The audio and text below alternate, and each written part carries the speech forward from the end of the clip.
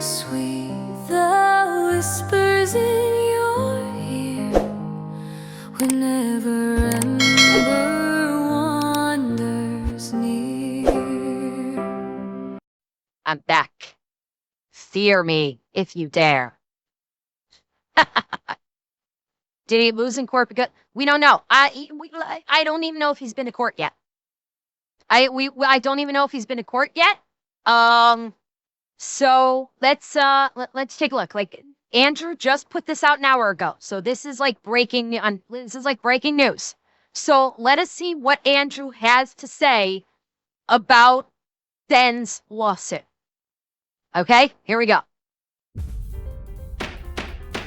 Today, we're going brick by brick as we analyze the Bricks and Minifigs case and all of the law and crimes involved in this. Of course, this is the Legal Mindset where we teach you to be your own judge. I'm Andrew Esquire. Oh, this could be good. If Andrew is doing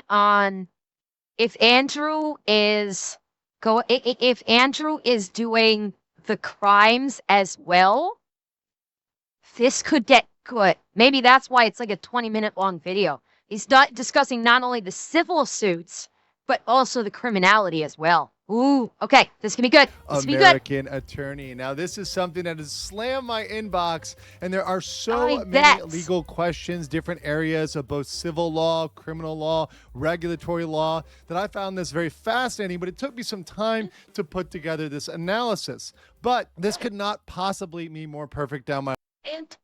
And bear in mind also, and I'm sure Andrew will probably say this, Andrew does not have all of the data. There is still data that is missing, i.e. body cam footage, the redacted audio files, things like that. He probably has not seen any of the legal briefings on it.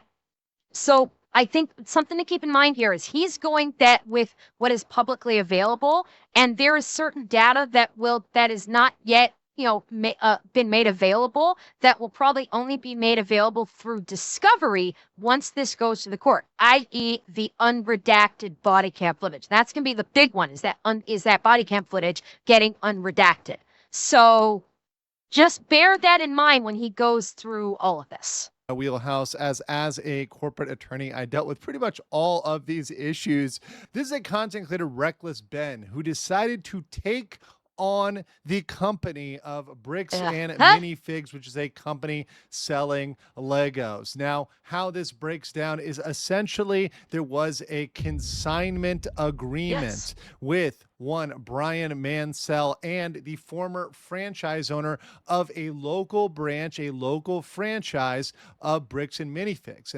Which, by the way, we saw in the last video that supposedly, was it Brad? It was either Brad or Josh accused her of being a heroin addict and using the business to fund her heroin addiction, which is why the corporation took the franchise away. It was Josh. Okay, Josh said it. So supposedly that is why the corporation took the franchise away from her, according to Josh, is because supposedly she had a heroin addiction. Again, huge fucking grain of salt on that one. And for those pigeon that don't shit know, all over the store. Franchises are not owned by the corporation. So as a corporate attorney, one thing we constantly would say, one thing that is very much true, is you will constantly shift the blame between corporate and the franchise. The corporation will say it's always the franchise fault, right? That's something you have to talk to the franchise owner, and the franchise owner will say, take it up with corporate. That's a corporate issue. That's in our contract, etc. So that game of back and forth is very, very, very much tried and true here. And we see that play out in this case. Finally, she gave me an answer of why she can't help me. He's been supposed to be getting a hold of corporate. Basically what the manager's saying is that if someone did steal the Legos, it wasn't her, it was corporate. And this was corporate side of the story. You have to talk to the store owner. Now, This all really Uh-huh. goes down to what a consignment is, and really that's what you need to understand here. So, a consignment is essentially when one person is holding something Thank you, Arm's on behalf Way. of somebody else. In this case, it was over $200,000. That's the disputed value. Now, Bricks and Minifigs, the franchise owners, they dispute that number, but the Mancells, Reckless Ben, their number is 200K. So, let's go with the higher number. So, a lot of Star Wars Legos were very valuable. Now, consignments are what's called a security interest, and those are regulated by the Uniform Commercial Code, which has been adopted in Oregon. Under Right? that code, the property remains under the superior title, meaning the ownership of the consignor, so the person that signed it over, even though it's being held by another person. The problem with this is the telltale maxim possession is 9/10 of the law. So even though there's this agreement, the physical product is being held by somebody else. So you have to wonder what they're going to do with that product. And in this case, something very, very wrong did indeed happen. Almost mockingly, they've since flooded all of their social media with tons of pictures of Star Wars Legos. At this point, it seems like they're just rubbing it in his family's face. So what likely happened here, and which is something that Ben's videos don't make clear, is that after this consignment was made, essentially they quickly sold off that property to make cash. And once they made that cash, they either used that for operating expenses because the store wasn't making enough money. A lot of times stores will just make money on one high ticket item or one thing that sells well. And that's really what's keeping them afloat. They're really not making a lot of money. So, hey, they go and liquidate this inventory, these Star Wars Legos, because, hey, they belong to really somebody else and they're not going to come after us right away. And they may not have the resources, so we may be able to strong arm them. So they sell those off quickly, take the cash, and essentially flee. But essentially, those Legos are mostly gone, and they've likely taken the profits from those Legos already. And the whole purpose of Ben's video, which is to get Yeah, you're correct. The original franchisee owner was keeping record, was keeping track, and was actually paying Mr. Mansell properly.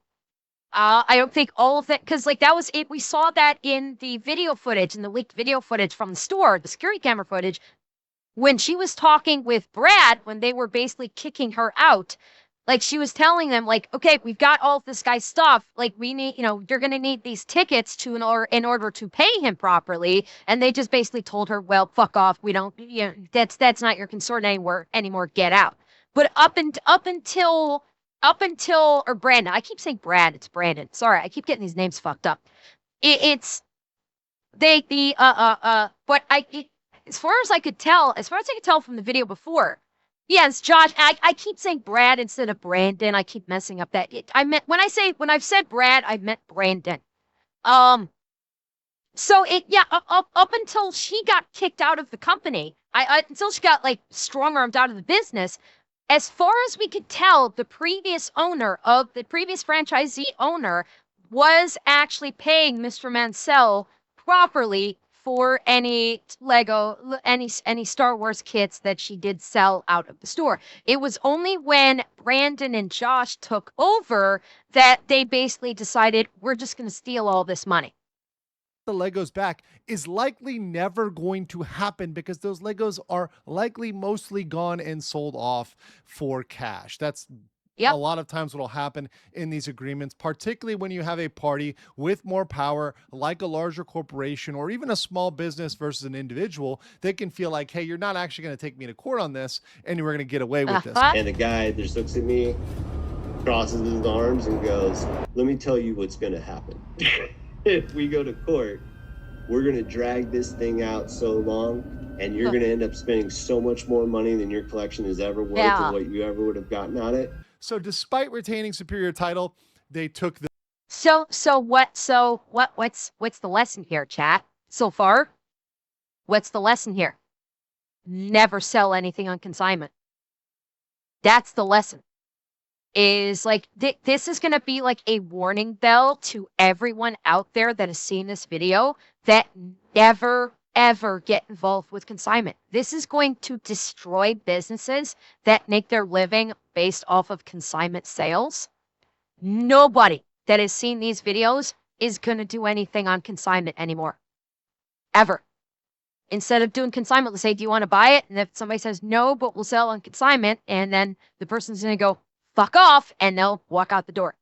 And like consignment businesses, like across the country, are probably going to like tank out because nobody's going to want to, because this bricks and minifigs has now created such a bad reputation for the consignment business that millions of people are going to say, fuck that, I'm not going to get involved with that anymore.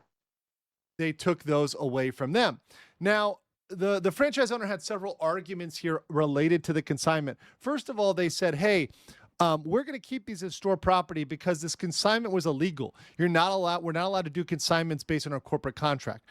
Well, that's a whole separate problem, and that would also put the people that originally engaged in that on the hook with individual liability because they would have. Which we know is a lie, that they said they're not bound by consignment, that corporate doesn't do consignment, because we saw that in, I think it might have been the last video of Ben's, where he showed the contract for the franchisee, and in the franchisee contract, it does say that they do consignments. So this doesn't work. Because the franchisees, when they sign paperwork to take over the franchise, it actually says in Bricks and Minifigs' own paperwork that they can do consignment. So that argument's out the fucking window. Entered into an illegal contract, right? So that would have been on them for breach of contract, unjust enrichment, conversion. These are all civil claims. And by the way, I want to correct. Wait, did he go over that? Hang on. Put the people that originally engaged in that on the hook with individual liability. To do consignments based on our corporate contract. Well, that's a whole separate problem, and that would also put the people that originally engaged in that on the hook with individual liability because they would have entered into an illegal contract, right? So that would have been on them for breach of contract, unjust enrichment, conversion. These are all civil claims. Okay, and yes, so civil claim, we already know that. Not aware of the consignment, this one also goes out the window too.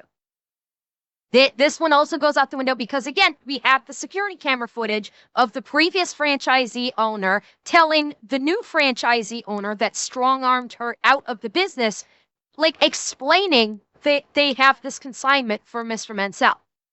So that's on video. There's video evidence of that. So this is out the window and this is out the window. Both. And as far as it being a civil claim, that we already know. And by the way, I want to correct Reckless Ben. Throughout his video, he constantly uses civil crime and criminal crime. There's no such thing as a civil crime. That's not a thing. There's a civil claim, right? A civil claim is a claim for money. Well, okay, one thing I'll point out. Ben's not the only one that has used the expression of civil crime. If I'm not mistaken, if I remember correctly, when one of the officers that was basically trying to, one of those corrupt Utah police, American Fork police officers was talking to Ben at one of those stops, and he was explaining the paperwork, and he was explaining the court summons to the officer. The officer actually said to him, you have to fight it in criminal court. So the police officer also used improper terminology by calling a civil matter saying that they have to fight it in criminal court.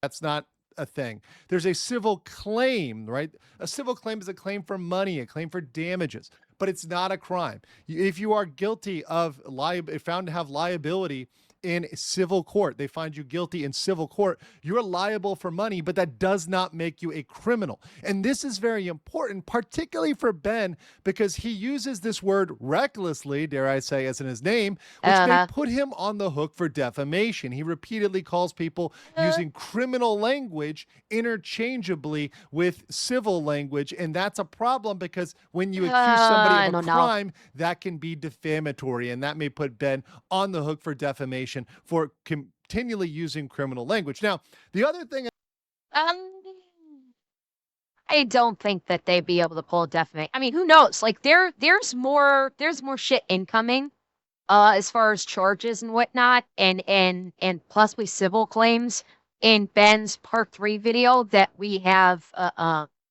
that we have yet to see that's still on his Patreon. So who knows what? Yeah, knowingly, that's you're correct. That is part of the of defamation, is to knowingly defame the person. If that, then saying like civil crime just because he's speaking colloquially and is not doing it, to directly imply that that Bricks and Minifigs have committed a criminal act, and he's just basically just like saying civil crime because for whatever reason, then yeah, defamation probably would not apply. Like, would Bricks and Minifigs maybe try and file a civil claim for defamation? At this point, yes, I kind of would expect them to do so, because they're going to try and pull every trick in the book to basically ruin Ben, but it wouldn't go anywhere.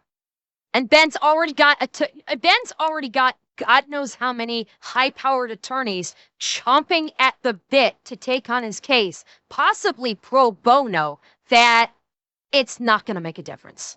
That the franchise owners tried to get off the hook with was saying they're not. Okay, so when he directly said that the guy was a criminal on camera to a cop, in that respect, he wasn't talking about the civil charges. When he was saying that Brandon or Josh, I forget whom he was referencing at the time, was a criminal, he was referring to the theft of the Legos. He was referring to the fact that they had taken the Legos and they refused to give them back. And basically, he was basically speaking about the theft of Legos. So that's not the same as him basically referring to a civil claim or a civil case and calling it a civil crime. He was referencing two different things in that case. Using criminal language. Now, the other thing that the franchise owners tried to get off the hook with was saying they're not aware of the consignment. But in Ben's own videos, we saw them eventually confess to this. There it is. First came in, we identified anything that was on that list that would have been his that Amanda didn't sell, and we set it aside. And it's still sitting there. We're happy to give you your stuff back. Next is really the thing that they should have done with this, which is go after them for conversion, breach of contract, and unjust enrichment. Now, I know they make a big point of going to court is expensive, but what they don't mention, and my first thought, and the thought of almost all the lawyers that I talked to on this, when I talked to my colleagues on this, was find somebody who will work on contingency. Contingency means a percentage of the recovery. There are plenty of lawyers out there. In fact, I know many of them that will take these cases based on a. This is why I was so adamant.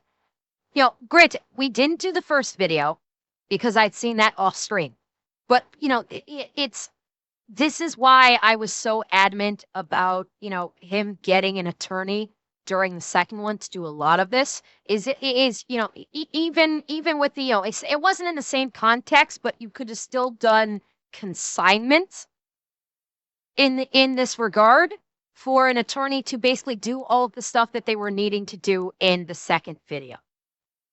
Percentage of recovery, especially if there's strong backup, there's strong evidence to back this up and say, yeah, no, this is a good claim. We're going to take this. We're not going to require a massive retainer, and we're going to take a percentage of the return, right? Now, you might have to pay out 30% of the return, whatever, 25% of the return, some higher percent. But hey, they're willing to take the case, and you're willing to get a good portion of your money back from this eventual W. There's other issues that were brought up in this, and these are ones that Ben created himself. The first one is Ben's sham contract. Now, Ben himself eventually admits this is not a legal contract, but Ben tried to put together a contract that said that they could not trespass him from the property, and for every time they this what, by the way, this was what Andrew's referring to is in the first video that we did not watch on stream. But it was referenced in the other videos that we watched where he said he had, where he had his buddy go to the Bricks and Minifigs looking like a delivery guy, delivering the box of rubber ducks and having the manager sign on his phone.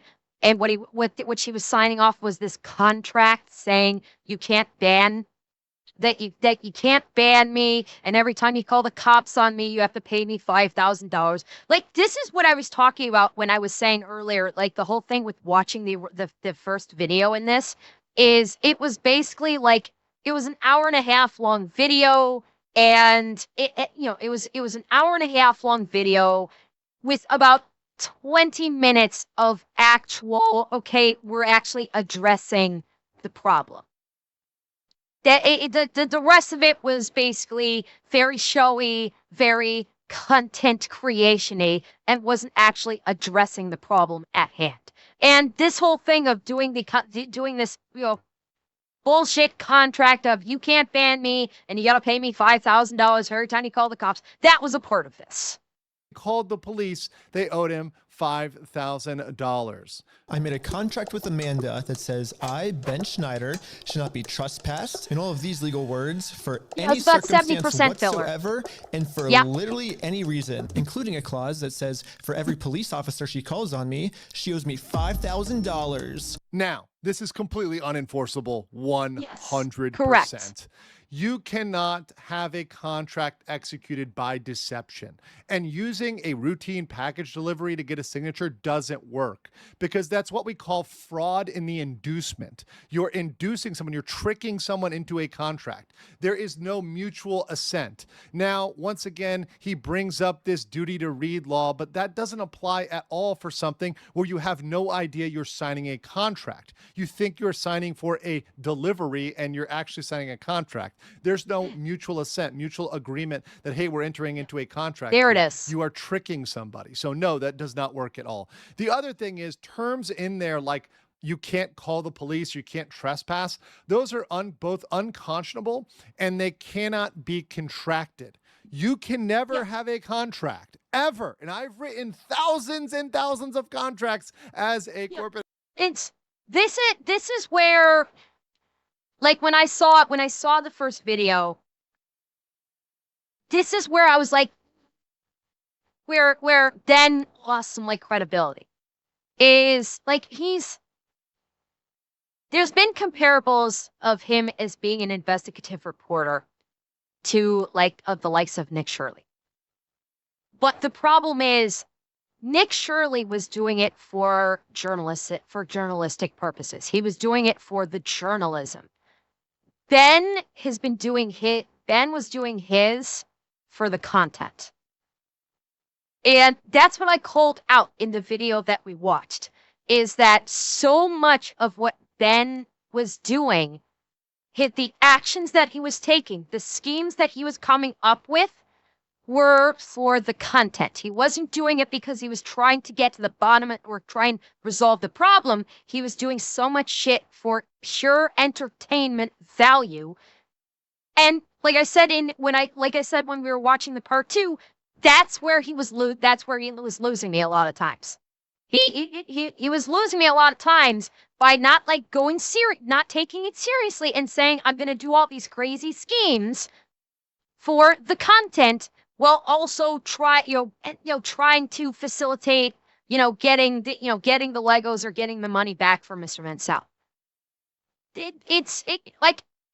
If anything is going to bite him in the ass, it's going to be that. It's the way he conducted himself is going to be the thing that may bite him in the ass. Attorney, it's something I am probably the master at writing contracts. There's no way to get immunity from crimes. Trust me, people, if we could contract out of crimes, lawyers would do it in a heartbeat. But you cannot do that at all. You cannot say you cannot call the police on me. You cannot say you can't charge me with trespass. That's not going to happen.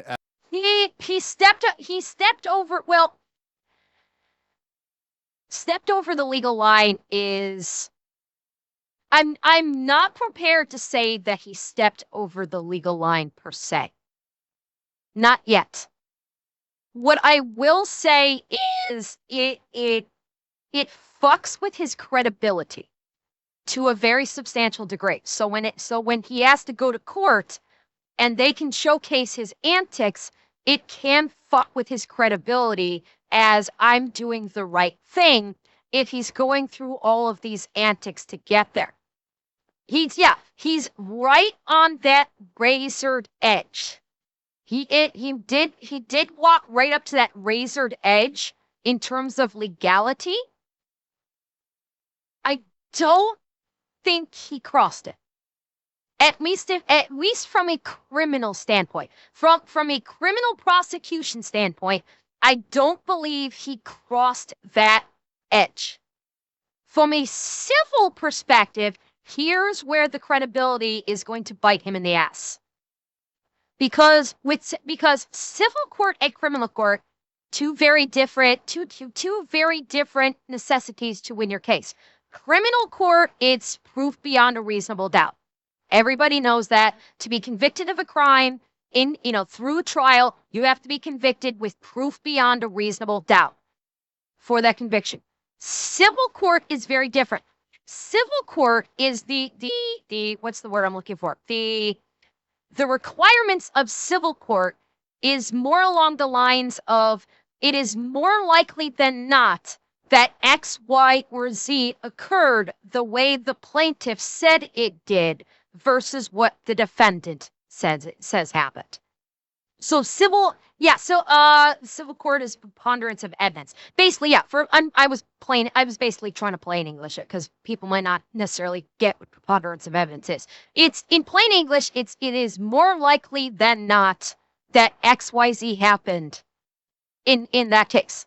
With civil court, there the proof beyond reasonable doubt doesn't apply. So credibility in civil court is far more valuable versus criminal court. Criminal court is pretty hardline, black and white. Did you break the law? Did your actions constitute a violation of a criminal statute in some way? Pretty black or white.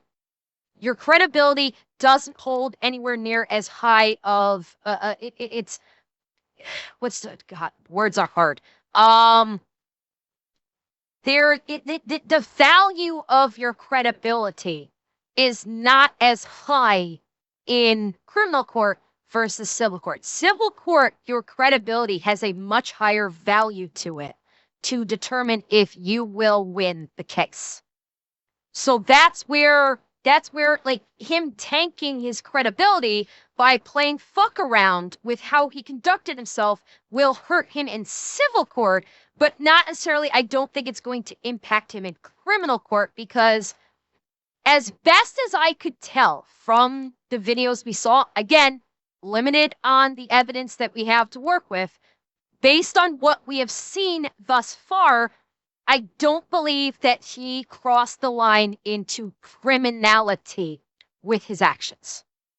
Ever, so that's not a thing in a contract. Don't ever try to do that in a contract. Continuing on, Ben also had to see some criminal acts that while he may frame them as pranks, they were criminal acts.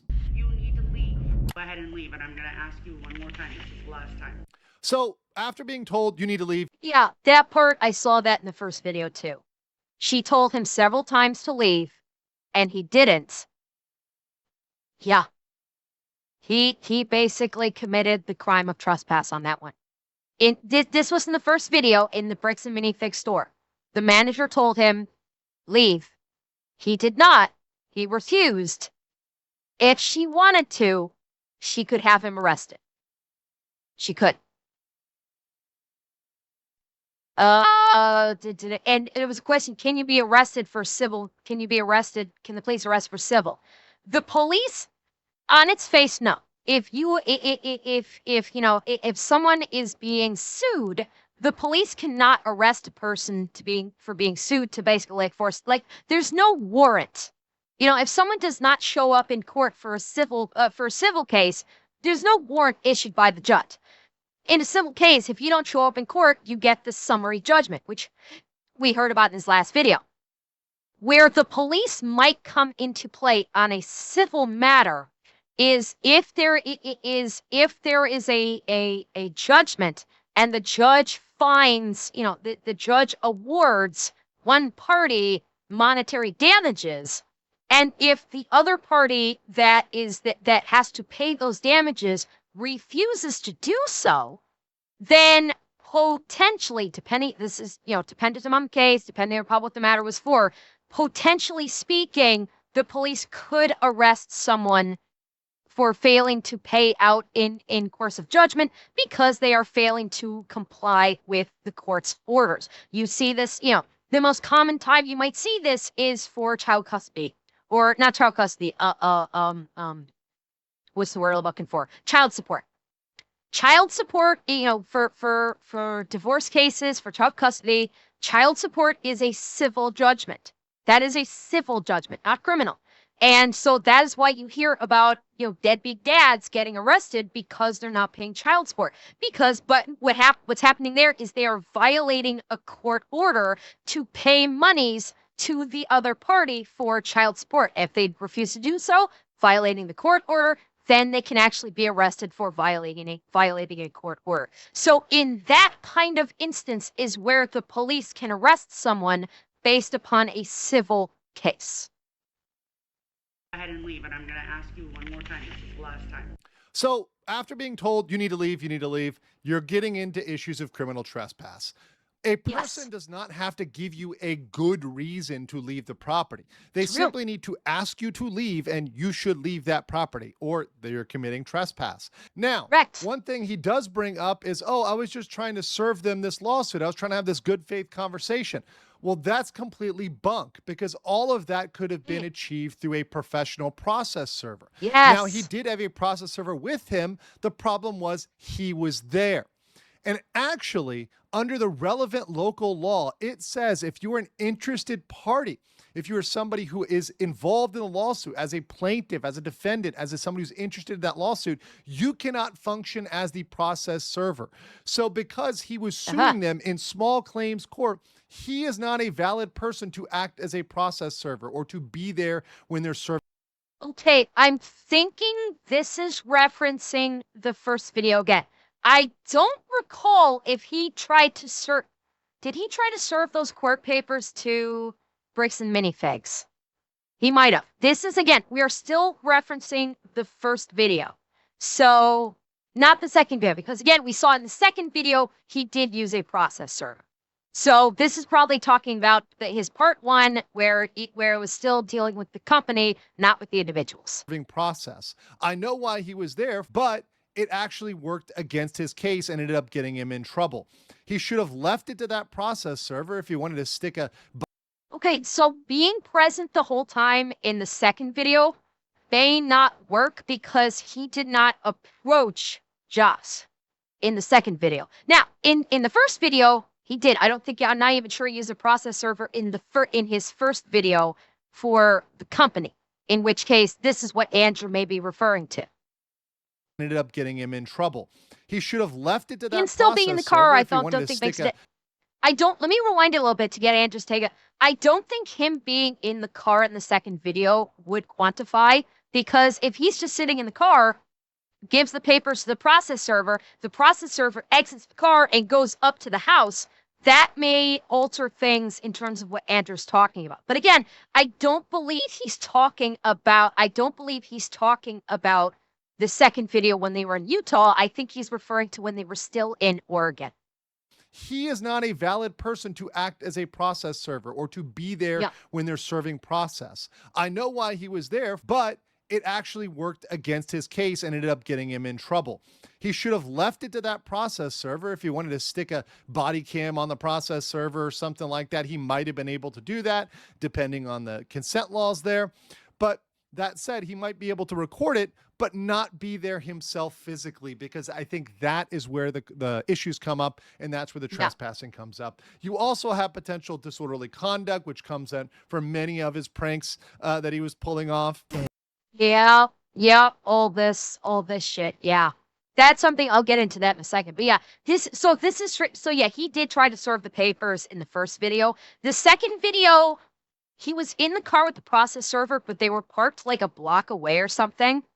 And the process, I thought I read something that the process server actually did try to serve the paperwork once. That was not on camera. And I think Josh refused to answer the door. And in that case, if he did not approach the house with the process server to serve the papers and stayed in the car, that I think would be amenable, because you just saw Andrew talk about if he wanted to put a body cam on her or a body cam on the process server while they do the job, that would be sufficient. So I believe as long as he was not right there with the process server, like, right next to the process server or like a couple feet away from the process server, if he was like a block away, I think that would satisfy the requirements that Andrew's talking about, which again, we're referring to the second video he did, not the first video. And we did it. And the sign. Yes. This right here,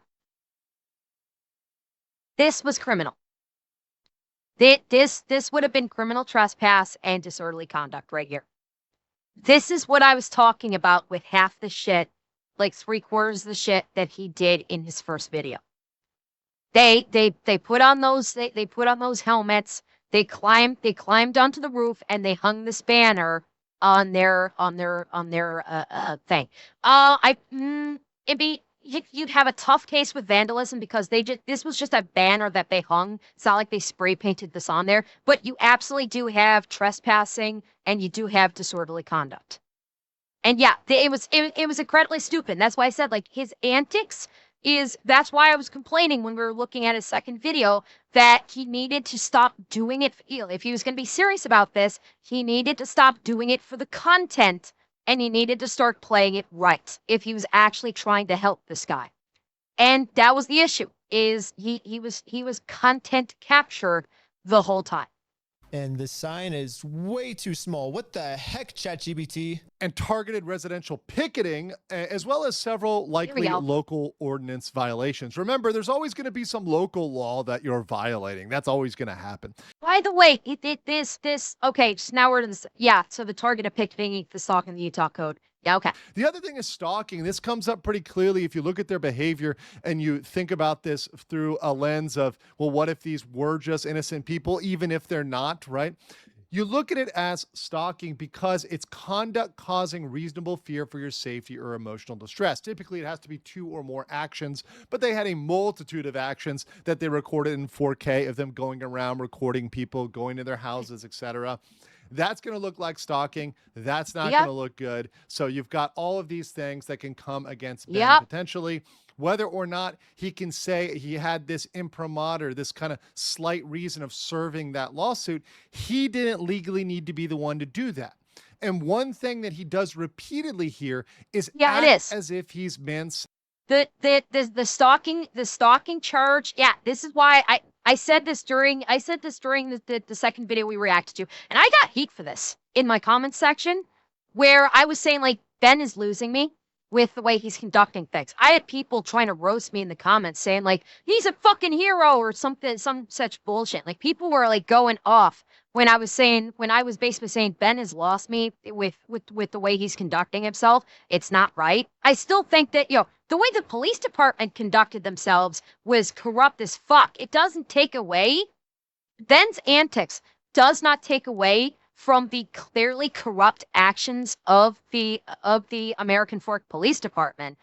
But she absolutely handled this in the wrongest way possible. As if he's Mansell's legal representative, but he's not really in an official legal role. He's not their attorney. He's not a trustee in their case. He's not necessarily the process server, because he might not be qualified as a party to those small claims lawsuits. So he really doesn't have a role to play here in that. He's kind of creating this role, or he thinks he had this role to play as a representative, where he really doesn't. His main role, which he did work very effectively, was drawing publicity. The other big thing is his lottery. I want everyone's attention. We're doing a Lego raffle. This was another one of his fucking stunts in his first video. This is the kind of shit that I was like, what are you doing, dude? He was pulling all kinds of these wild ass stupid stunts that he shouldn't have done. He shouldn't have done it. Like, I've seen other content creators reacting to it. Like, I've seen, like, Asmongold reacting to it, and he was just laughing. He's like, this guy's a fucking genius. It's retarded. It shouldn't work, but it's working. But he's looking at it from a content perspective. I look at it from a legal perspective. And this was this was the absolutely wrong way to do it. This was doing it for the content, not for actually getting, for actually achieving justice or getting things done right for the person he was claiming to help. Lego set is worth $1,000. In Oregon, the lottery is highly regulated, and he went through a lot of steps and a lot of rigmarole saying he set up an official lottery. All you need to know is that I put a lot of work into making sure that this is a legal, legit raffle. Now, It gave it up there. It's a raffle, not a lottery. They are not the same. A raffle is not a lottery. Lottery is a state-operated thing. Oh, the lottery is a state-operated institution. A raffle is something completely different. Now, despite him saying this was a real lottery, this would likely be treated as regulators as a prank. And I know this because I've worked on actual lotteries and giveaways when working with companies for several years. But if you did analyze this as an actual lottery, Ben might actually be in trouble because in this case, he knew when he started this that the Legos were in the possession of somebody else and he could not give those away. So from the beginning, he knew it was a fraud. He knew that he could not go in and get those Legos because he'd already been denied.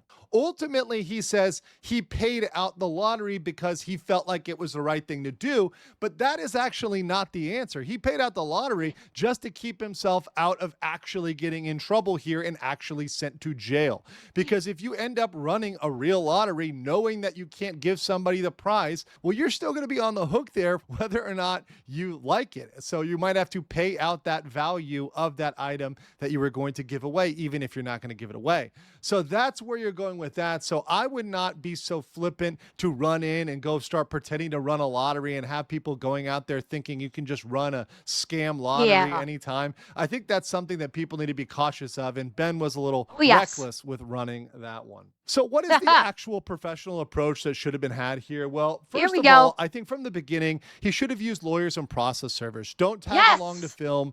That actually can violate the local law. That actually can keep you from having an effective service of process, meaning giving someone the papers and starting that lawsuit. The other thing they could do is they could have filed reports with the regulatory entities, the BBB, the people that regulate the franchise owners, and support those by evidence. Submit those in to the people that regulate them and have them also come in and help come down on these people. The other thing is they could have brought in at some point a professional mediator or an arbitrator, somebody that could come as a go-between that's seen as neutral, seen as somebody who's going to be reasonable and not just be doing it for the clout, for the video, YouTube video, etc. Also, he did do a smart thing. I will give Ben credit that by itemizing and splitting things out for the small claims by breaking those into smaller amounts and then assigning those to different people, that is permissible. People do break things out and assign them, and that is permissible. That was like the one thing that he did in his first video that was actually, as Andrew just pointed out, was a smart thing to do. It was like the one thing. All the rest of it was performative and stupid.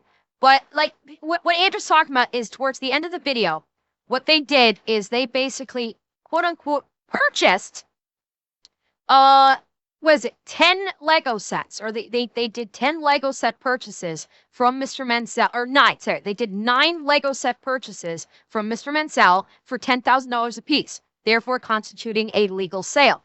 And then basically because they were in possession of the of Bricks and Minifigs, who would not give them up, they each individually filed a small claims case against Bricks and Minifigs for their $10,000. They took it to court. Bricks and Minifigs never showed up, so they got a default judgment of $10,000 apiece. That is literally the one solid good thing that Ben and his people did during the first video. They could have also gone to get an injunction for a return of the... No. It was 10 in total. It was Ben and 8 of his friends, and then Mr. Mansell himself also filed a small claims case for $10,000. So between Mr. Mansell and Ben and all of his buddies, it was a grand total of 10. Is permissible. But was it 11? Also gone to it could have been 11. Okay, regardless. For 10 or 11, something like that. And that would have been a very logical way to try to get that back, really quickly, or at least prevent the sale of the existing inventory that they might still have and be trying to sell.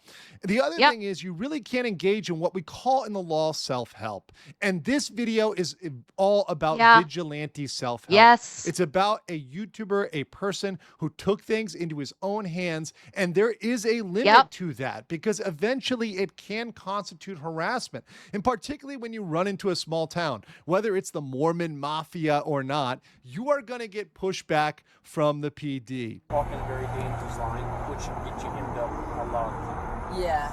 Okay, so bearing in mind this footage that Andrew is using here, this was one of the instances of corruption where the police claimed that they were pulling them over for because they got a quote-unquote tip that there was heroin in the car, which that story changed. But then this cop saying, oh, your pupils are dilated, I think you're under the influence.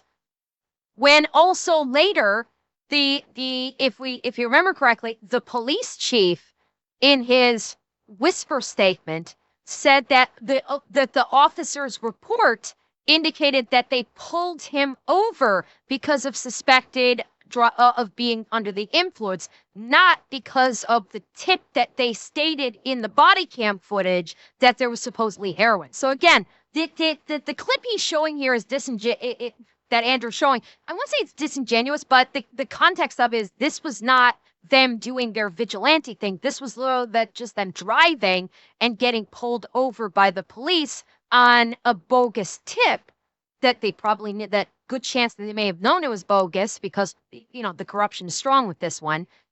And then lying about it either in the reports or the police chief lying about it. So this particular instance had nothing to do with their like vigilante civil justice efforts. You could end up in jail in Utah when you're from Cali. Okay. Not worth it, right? Yeah. We play differently here. And while what they did was certainly wrong and definitely needs to be investigated, there's a point at which you need to remove yourself from that, step back, and let the process take over. Let people who are professionals go in there and handle this, not you and your YouTube boys. Yes. That was what I was screaming about yesterday. You guys remember, it was not yesterday, the day before. You guys know, like I was saying this the whole fucking time during this video. What was I saying the entire time? Get a fucking lawyer. Do this through a lawyer. Do the contact to try and work things out through a lawyer. Have go through a lawyer for the process serving. I was screaming this the whole fucking time. And that's why I said that Ben lost me on this. Like, in his second video, it's why I said, like, he has lost me. The way he's conducting himself, he completely fucking lost me. Still does not excuse the blatantly corrupt acts that we saw exhibited by the American Fork PD. But Ben did not do it the right way. He did not do it the right way. He was doing it for the content, not for actually trying to help someone. In judgment, Brian Mansell's case is very sympathetic. I have a lot of sympathy in the Bricks and Minifigs case for what happened from them stealing from old people. That is absolutely wrong. And he was wronged here in his consignment agreement. He entered into an agreement and got shafted. And this does happen in business all the time. However, all of this could have been avoided likely if a lawyer willing to work on contingency would have found the Mansells before Reckless Ben. If they just got a professional in there, they could have handled this much more quietly than this. Now, maybe it wouldn't have the publicity it has, and that's something to be said about YouTubers covering this for publicity. That's kind of a thing here is, well, Ben didn't do things the right way. No question. Like he for the most part, he handled things very wrong. Ironically enough, he stumbled across a level of corruption that might not have been found out about otherwise. So he did fumble his way into probably a major corruption case in American Fork, Utah. Publicity, but at a certain point, it past the line where there's things that are happening that are indeed criminal and possibly defamatory. The other thing that has come up here is the local police need to be investigated, and that goes without saying. They've done some things here that clearly are shady, involving potential excessive force, illegal stops, searches, bias, body cam footage destruction. There needs to be investigation by the state coming down, looking into that, saying, what are these local PDs doing? Because this is not following their procedures. I will agree with that part. So on that part, definitely the police are in the wrong, and it's a gross misuse of police resources when they can be used really anywhere else. No, he's not going to come out smelling like a rose. It also is not the job of the police to enforce the civil side. And the fact that they're willing to do things for their buddies and not willing to do things for these out-of-town YouTubers, while it may not be surprising, walk into any small town in America. I've lived in small towns in America and worked with local police. Yes, they will side with people that live there over outsiders, mainly because they're paying taxes and you're not. But beyond that, at a certain point, the PD are going to push back, and you should remove yourself from that and let the legal process take over. So while Ben may have done some good work for publicity and for people watching this, at this point, he's likely liable for defamation and certainly on the hook for several potential crimes. But I want to hear what you guys think in the comments below about the bricks and minifigs case, and I will catch you on the next one. Yeah. So defamation, I know Andrew said he could be on the hook for defamation. I suspect they may potentially have a hard sell with defamation. I do. I do think that there is a possibility that defamation is going to be a struggle. Now, the crimes, yeah, he could very well be on the hook for those. Absolutely. Here's the thing, though. His crimes are minimal compared to the crimes of the American Fork Police Department. Like his crimes, okay, his crimes are basically they're small time misdemeanors. Okay, they're petty crimes. What he committed. At most, he could be looking at a fine, maybe some jail time. Highly doubtful on that one. At most, he'll probably catch a fine. That's what he's going to catch. The police department, on the other hand, has a litany of criminal activity that they need to be investigated for and brought to court for. That's why I was saying in the second video that the DOJ and federal law enforcement needs to come down on American Fork like a fucking hammer, because there is widespread corruption through that entire fucking town's police force. Not just fire. Police department, but the entire police department doesn't need to just get fired. They also need to be charged criminally. They need to be charged criminally and also sued civilly for violation of civil rights. Ben is not coming out of smelling like roses. He fucked up, but his fuck up on a scale, his fuck up is lesser than what the PD did. He's no angel. And and he may be, he may see his time in front of a judge and may suffer consequences, but it is far less than what the PD did. So that bad actions all around, but there's definitely on a scale of greater bad actions versus the lesser bad actions. Absolutely. Ember burns bright, bright.